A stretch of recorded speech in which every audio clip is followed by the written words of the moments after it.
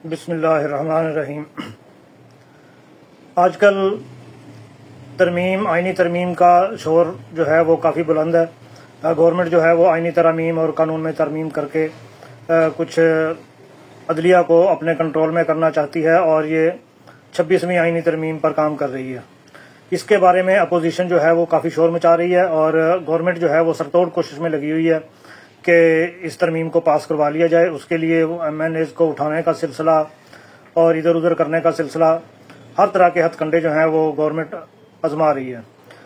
इसके बारे में देख लेते हैं कि सियारों की सिचुएशन जो है वो क्या होगी और सितारे जो हैं वो क्या बताते हैं कि इसमें गवर्नमेंट कामयाब हो सकेगी या नहीं। मेरा चैनल सब्सक्राइब कर दीजिएगा।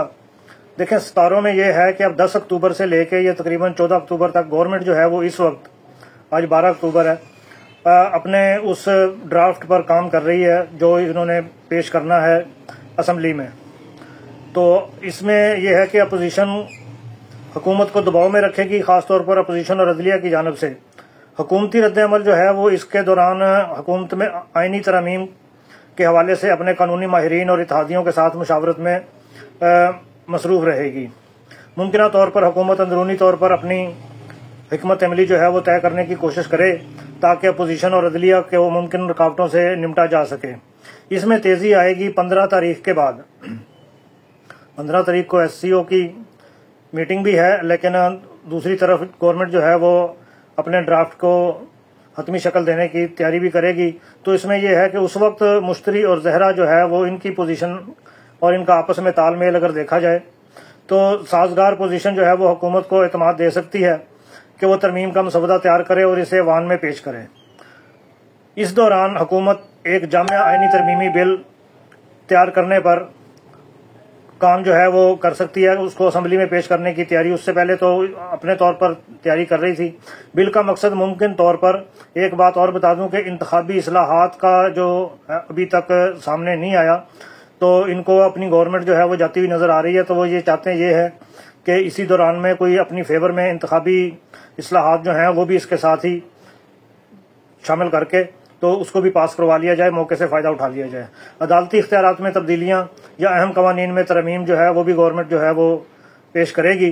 हुकूमत और अपोजिशन को मुज़ाकरात के जरिए हमायत पर कायल करने की कोशिश करेगी। असल जो मैच है वो शुरू होगा, जो वैसे तो कह रहे हैं कि जी 17 या 18 को, तो सिचुएशन जो है वो 19 को जो पेश होती है वो सूरज और ज़ोहल का आपस का तालमेल है। तो इनकी पोजीशन की वजह से हुकूमत पर दाखिली और खारजी दबाव में इजाफा होगा। हुकूमती रद्द-ए-अमल क्या होगा कि इन दिनों में हुकूमत को शदीद सियासी दबाव का सामना करना पड़ेगा। अपोजिशन सख्त तनकीद करेगी, अदलिया की जानब से भी चैलेंजेस मुतवक्को हैं। इस वक्त में हुकूमत को अपनी हिकमत अमली में लचक दिखानी पड़ेगी ताकि वो अपोजिशन को मुतमईन कर सके कि जो पॉइंट उन्होंने दिए हैं अपोजिशन उन पर उनका साथ दे सके। फिर 22 तारीख के बाद ज़ोहल और मरीख का दबाव जो है वो हुकूमत को फौरी फैसले करने पर मजबूर कर सकता है, क्योंकि काजी फाइज ईसा ने चले जाना है 26 तारीख को, 25 को या 26 को, जो भी आप समझ लें। और इस दौरान मुश्तरी की हमायत जो है वो हालात को कुछ हद तक साजगार बना सकती है। इस वक्त में हुकूमत तरमीमी बिल को पार्लियामेंट में पेश करेगी, तो कोशिश करेगी, लेकिन मुमकिन तौर पर इस दौरान हुकूमत के इत्तेहादी और अपोजिशन के कुछ अरकान जो हैं वो हमायत का ऐलान करेंगे। इसका मतलब है कि 4-5 लेले बकरे उन्होंने काबू किए होंगे या जिन्होंने इनको तसल्ली दी होगी कि हम आपकी हमायत करेंगे, या जबरी तौर पर जिनको गुम किया गया वो भी, उनकी भी कोई हमायत लेने के चक्कर में हो सकता है इससे पहले क्रैकडाउन करके कुछ ना कुछ बंदे जो हैं ये उठा लें और अपनी हमायत के लिए उसको यूज़ कर लें। दूसरी जानब अपोजिशन जो है वो बिल रोकने की भरपूर कोशिश करेगी। यहाँ हुकूमत को कानूनी माहिरीन से मदद लेने की ज़रूरत भी पेश आएगी। फिर आ जाता है 25 अक्टूबर को जो सिचुएशन सामने आएगी वो ये है कि हुकूमत को अदलिया और अपोजिशन की तरफ से सख्त मुज़ाहमत का सामना तो करना पड़ेगा।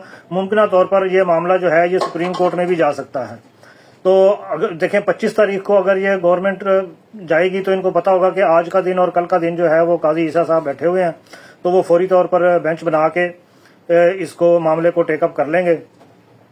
उस दौरान काजी साहब जो हैं वो अपनी तैयारी करके बैठे हुए हैं।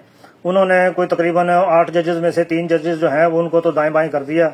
कोई कुछ को लाहौर भेज दिया, किसी को पेशावर भेज दिया, किसी को कराची भेज दिया, लेकिन उसने अपने बंदे जो हैं वो पूरे किए हुए हैं।